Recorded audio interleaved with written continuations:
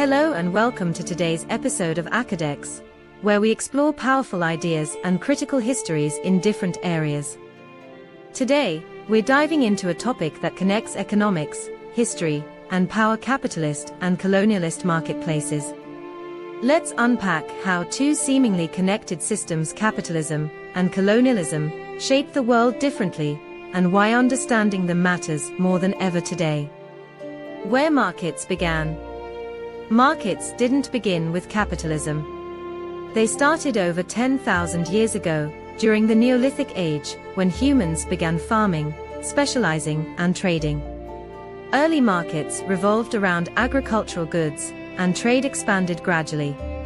But it wasn't until the Muslim agricultural revolution, long before Europe's rise, that true capitalist features emerged: credit systems, currency stability, even company-like partnerships.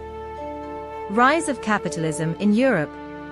Capitalism, as we know it, really took off in 18th and 19th century Europe, with labor becoming a commodity, large-scale production rising, and powerful trusts controlling industries.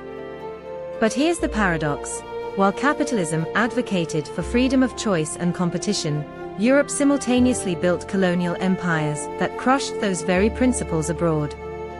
Colonialism, the dark twin.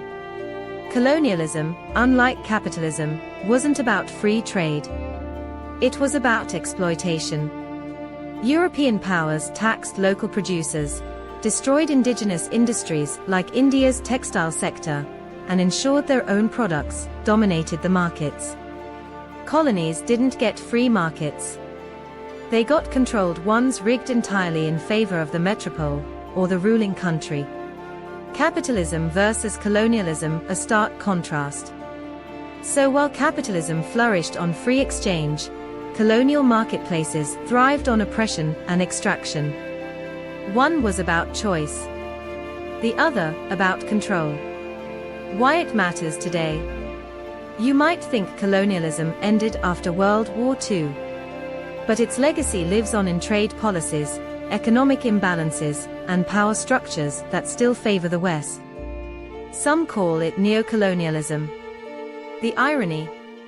It hides behind capitalist ideals, yet continues the same extractive logic. Final thoughts. Understanding the difference between capitalist and colonialist marketplaces helps us ask the right questions. Times: who benefits from global trade? Times: are markets truly free? Times: how do we make them fair?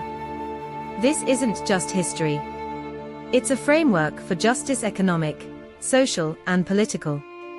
Thanks for listening to us. For more essays, blogs, and educational content, visit www.acadx.biz or follow us on LinkedIn and YouTube. If this episode sparked your curiosity,